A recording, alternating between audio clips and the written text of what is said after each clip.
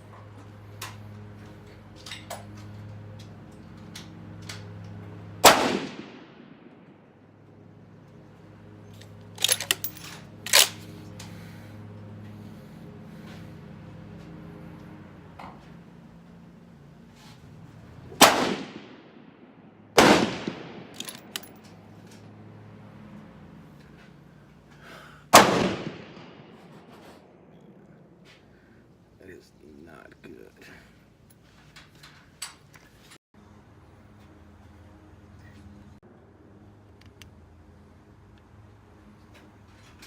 Are these yours? No.